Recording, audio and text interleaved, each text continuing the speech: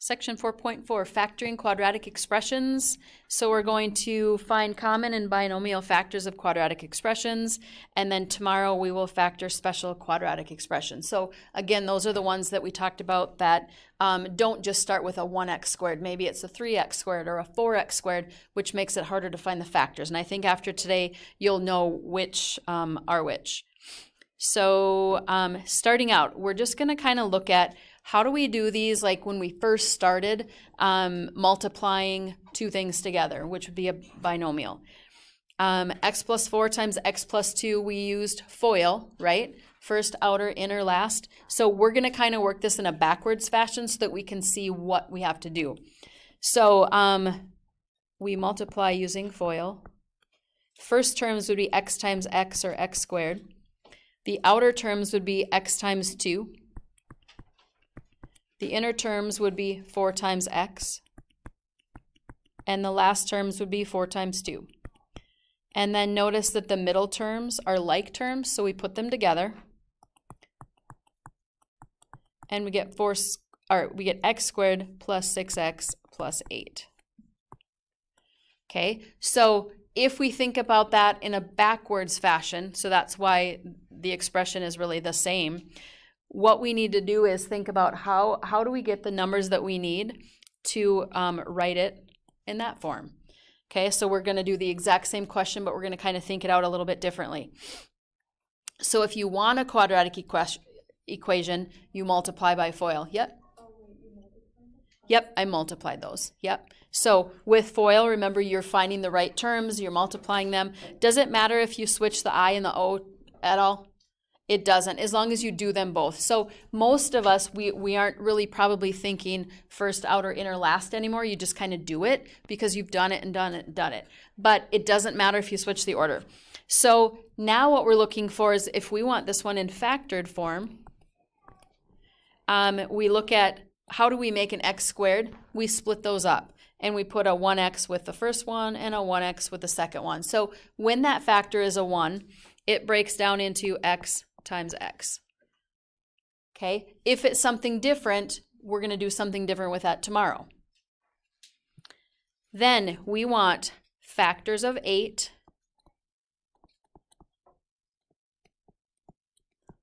that add up to 6. So add up to that middle number.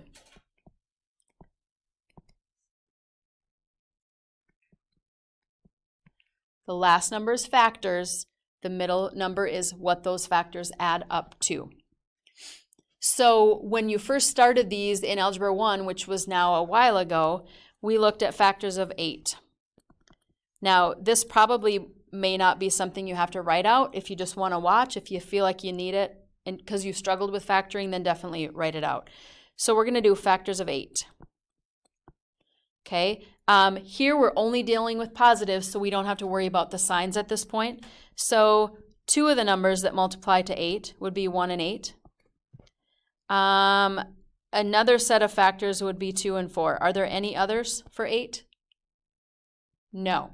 So then we add the two numbers that we are looking at. So when you add them together, you get, I didn't leave myself very much room. Let me change this for a second. So 1 times 8 and 2 times 4. Okay, so now I left myself enough room there. So my factors were 1 and 8. If I add them together, I get 9. Is that what the middle number is? No, if it matches, you're good. You got it on the first try. If it doesn't, then you have to go to the next one. So when I add those factors together, do I get 6? And that's what the middle number should be. So you take those two numbers and you fill them in. So it's kind of working in a backwards fashion. Yep. Is this one problem then? Like no. The test, well, we have to like. No, it's just this one, just the second part. Okay. So when you're looking for the factors, if you don't have to write down the 1 times 8 and the 2 times 4 because you can just do it, just do it. It's for those that, gosh, I know I struggled with this last time. I really need to figure out what I'm doing, then do it. Okay, so this side part right here is totally optional. I'm just kind of showing you how you're thinking about getting those factors for the problem. So the whole FOIL part at the beginning is nothing that you guys have to do. I just thought maybe by looking at that, you might understand it better. Okay, so what is the expression in factored form? So again, this one is just a 1, so the x breaks down into x times x. So one of the x's goes in the first set of parentheses, the other goes in the second one. Now, do we need factors of 9 that add up to 20 or factors of 20 that add up to 9? Okay, so here's the factors that I need. And they need to add to 9. Okay, if you know it, put them in. If you don't, then you have to start thinking, what are factors of 20? So for the next one, I'll probably just say, does anybody know it? But factors of 20 are 1 times 20, 2 times 10, 4 times 5. Now, the smaller the number, the less factors that you have to choose from. But when you add those numbers together, 1 plus 20 on the first one would be 21. We're looking for a 9. 2 plus 10 would give you 12. Again, we're looking for 9. 4 plus 5 gives you 9, and that's the one we're looking for. So the 4 and the 5 are the factors. So plus 4, plus 5. Okay, now if you could just give me x plus 4 times x plus 5 at the beginning and wouldn't need to write any of that bottom stuff, don't write it. Okay, it's only for those that just are like, I don't get it, I need to write that extra step down. Because it will work every time. If you do it the same every time, it will work. Some people can just go, okay, 20, 4 and 5, they add up to 9. I'm going to write it in. That's all they have to do. But for others, they need to actually see the numbers and then add them together, which is totally fine. Okay, let's do one that isn't just a plus plus. So again, the x squared has a 1 with it. I'm going to split that up. It goes x in the first set of parentheses, x in the second one. Now, this one I am going to write down the factors because of the negative in there, because that does make a difference. So we need factors of negative 72, and I'm just leaving some room here. Okay, so first of all, let's think of the factors, and then we'll make sure that we are putting the negative with the right one and that kind of thing. So initially, we want factors of 72, and they're going to add to 14. So I'll simplify that part a little bit. Factors of 72. Is 1 and 72 probably going to be the one? No. Most of the time, it's the numbers that are the closest together. So 1 and 72, there's lots of space in between. Unless that middle number is a super high number, you're probably never going to use the 1 and something with it. Okay? But you can certainly write it down if you want to. So 1 and 72. There's a 2 and a 36. Again, that's not very close. 3 and 24. I'm doing that in my head. I better check that one. I think that's right. 4, let me see. 4 and 18.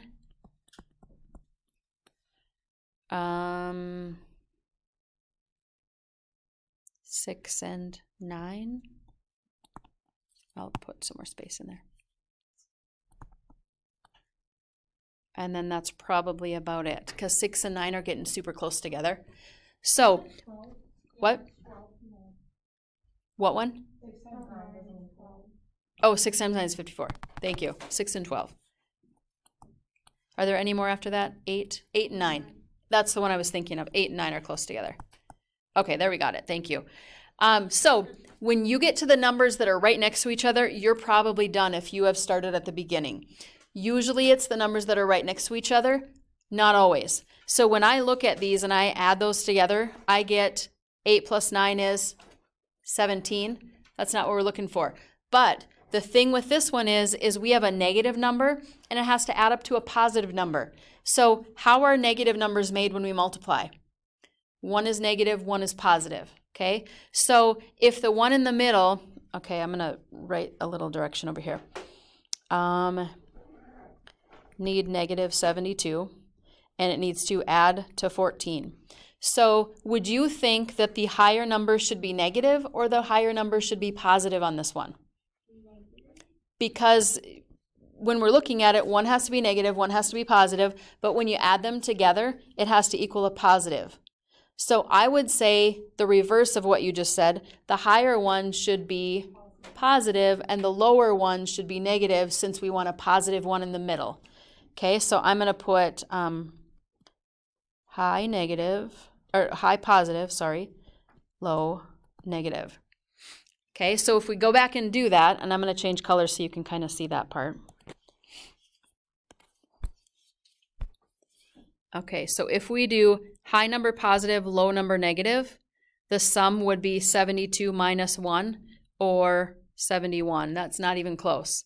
If we do negative low number, positive high number, and we add them, we get 34. So this is the sum part of it. Low one negative, high number positive, you get 21. We're getting closer. Low one negative, high one positive, we get 14. Is that what we were looking for? That's what we were looking for. So this 14, we found it. So whatever signs they are, that's the signs that go in your factors. So we had a negative 4 and a positive 18. And that's what goes in there. So whatever sign the middle one has to be, the higher number has to be that sign, if they're two different ones.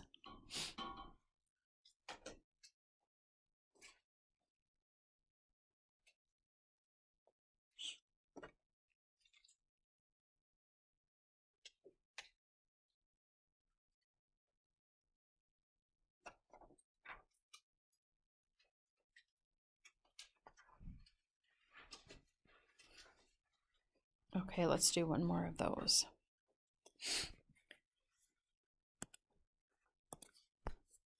Okay, so this one looks a little bit different, right? Now, when I'm looking at this one, I don't really like a negative with the x part of it, okay? I don't know if that's the same for you guys, but could we multiply through this thing by a -1 if we wanted? We could, and that means we change all the signs, right? So if that negative bothers you when you're factoring, you can certainly do that. That's what I would do. I'm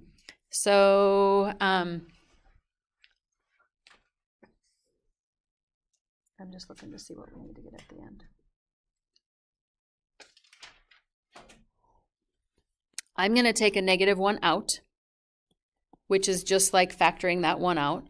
And then we get x squared minus 13x plus 12.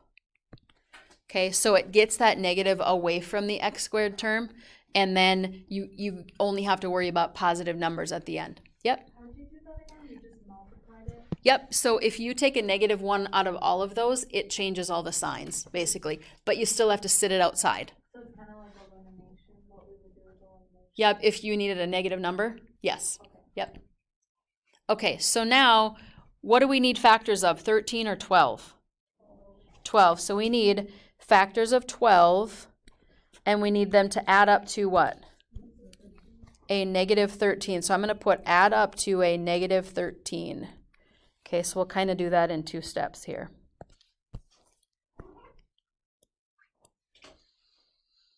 And the -1's just going to be there, so you don't have to worry about it. So when we factor, you still have to set it out there. So I'm splitting up my x's first, because that always happens first. I need factors of 12 that add up to -13. Okay, so I have 1 times 12. Well, that kind of looks like a 13, doesn't it, if you add them? But we need them to be a -13. So what do I have to do? Both of them are negative. So when you're looking at it, when you make a negative number out of a positive one, both of them have to be negative. So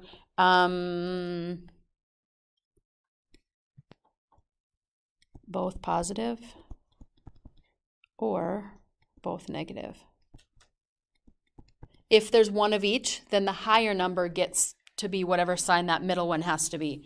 So they can't both be positive and get a -13, so you have to change them both to negative numbers. So negative oops, that didn't change right away. Negative 1 plus negative 12 is negative 13, and that's what we want. So we get minus 1 minus 12. So remember when I said it rarely happens? Well, here's one time that it did happen when the 1 times the number actually worked. If it was more like if it's a positive number and you need a negative one in the middle, it happens kind of a lot, but it just kind of depends on the numbers that you get. Now, what if you do this and you're not for sure if you got it right? What can you do? Multiply it back out using FOIL and see if you got what you got. So here I would go like this. I'm going to just throw this in there. You don't have to do this, but if you got something and you're like, oh, I don't think that looks right, I'm going to check it out. Easy to FOIL. So negative 1, and then I'm going to do first terms. X times x is x squared. X times 12, negative 12 would be negative 12x. Negative 1 times x would be negative 1x. Negative 1 times negative 12 would be positive 12. X squared minus 13x plus 12. Multiply the negative back through. And that should match what you started with. If it doesn't, then you got it wrong. Then you should go back and do something again. This check part is only an optional thing.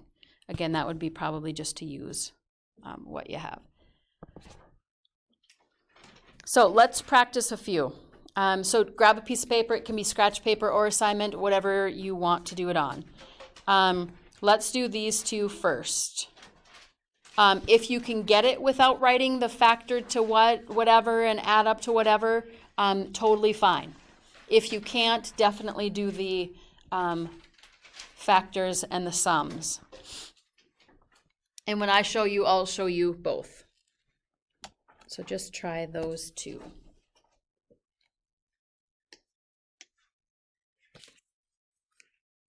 So what are factors of 40 that add up to 14? 4 and 10. Anybody think of that right off the top of their head?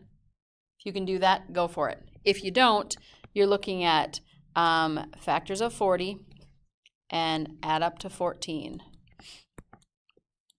1 and 40 does not work. That's 41. 2 and 20 does not work. That's 22. 3 doesn't go in there. 4 and 10. That adds to 14. We are done. Okay, so I'm kind of doing the sum and the product at the same time. And then over here it would be x plus 4, x plus 10. Does it matter if I do x plus 10, x plus 4? No. You can switch the order as long as you have the right thing inside. So if you did x plus 10 times x plus 4, totally fine.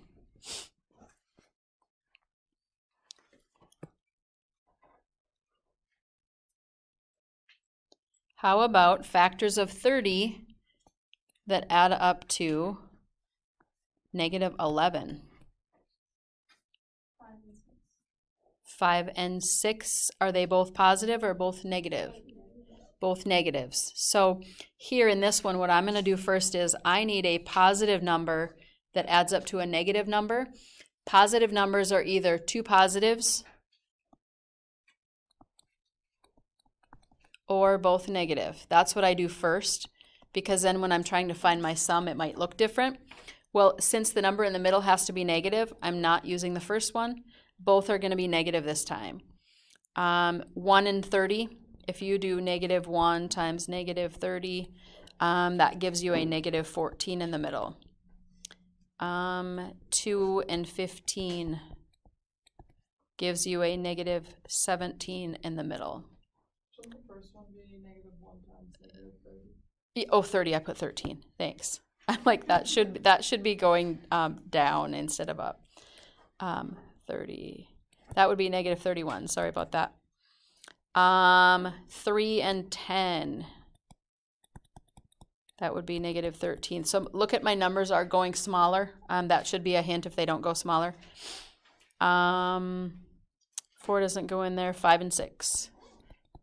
And that's what someone said at the beginning. So -5 and -6 is -11. We have found the right one.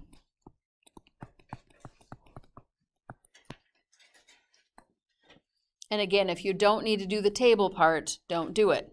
Don't let it mess you up. If you can think of them in your head and keep going, okay, 6 and 7, 8 and 9, you know, whatever you have to do, that's totally fine too. Just make sure your signs are right. And then there's one more. Let's practice this one too. This is where you have that negative in the front.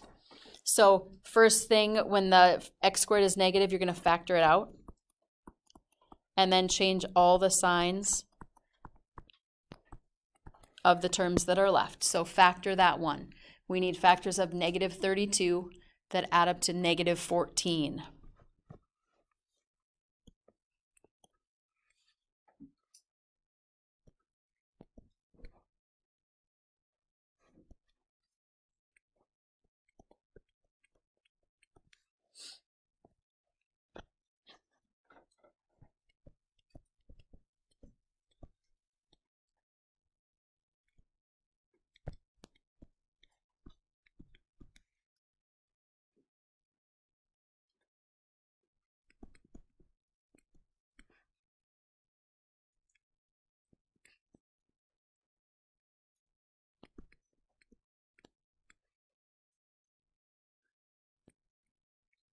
There's only one number negative in this thing. Mm-hmm.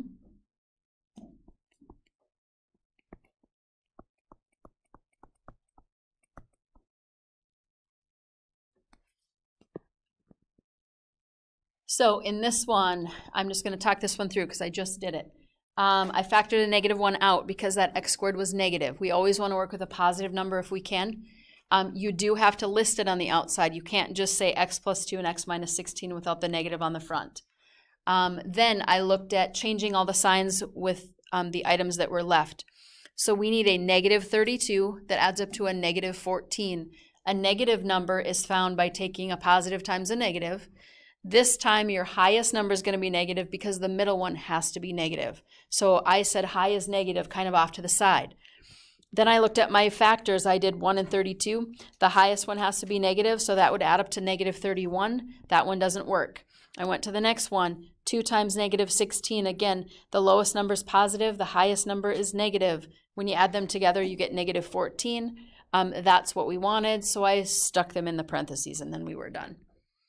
Okay, so if you do that same kind of methodical approach to it every single time, you'll get them. You just have to keep thinking. If you do it in your head, sometimes it's hard to find the numbers that we're looking at. Yep?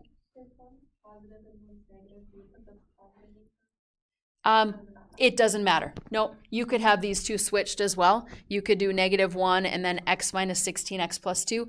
When you're multiplying, it doesn't matter what order you multiply, you still get the same thing. Yep? Earlier you said that you take the sign of the middle number. What is that for then? Okay, so on this one, let's just kind of look at this one. When we factor the -1 out, we need a negative number. Factors of a negative number. The only way you can get that is one positive and one negative, right? So that's when I said one of each. How do you decide which one gets the positive or negative without doing so many things? If the middle one has to be negative, that means the highest number has to be negative. If the middle number is positive, the highest one has to be positive. And that's only when it's negative.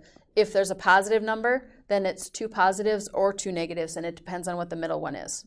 Okay? I think this was the point where we stop. Let me look. Yes. We're going to stop at these. So just kind of a review of factoring. It's been a long time. For some, it might be like, yep, I totally remember how to do this. This is easy. For some, they're like, nope. So do some practice and write out that factored part if you need to. Okay, so the greatest common factor is a common factor of the terms in the expression, the common factor with the greatest coefficient and the greatest exponent. So with this one, we need to actually look at these two terms. And a lot of times, if there's only 2 terms, there's something you can take out of each, and that's that greatest common factor. So when I look at factors of 6 and factors of 9, what's the greatest number that I can take out of both of those? 3. So when you look at factors of 6, they're only 2 and 3. or 1 and 6. You can't really take anything out of the 9 except for the 3, so we're going to take out a 3. What's the highest factor of n that you can take out? The n squared or the n? N. And again, it has to be taken out of both of them. So on this one, you have to take the lowest exponent that you're looking at. Now, when you're saying what is left, it's 6 divided by 3. You have 2 left. N to the second minus n to the first gives you the n that is left. Because when you multiply them, remember you add the exponents. When you divide, you subtract the exponents. So it's kind of subtracting there. 9 divided by 3 gives you 3. And n divided by n gives you no n's left, or when you subtract them. Factor out greatest common factor of numbers and variables. Okay, now if you multiply it back out, 3n times 2n would be 6n squared. 3n times 3 would be 9n. If you multiply that out really quickly and you don't get what you started with, you have done something wrong. And a lot of times it's with your variables that you get the wrong exponent. So we're going to stop with that one now. And then I'm going to change the assignment a little bit. I'm going to go to number 34. Okay, so instead of going to 40 even, let's go to 34 even.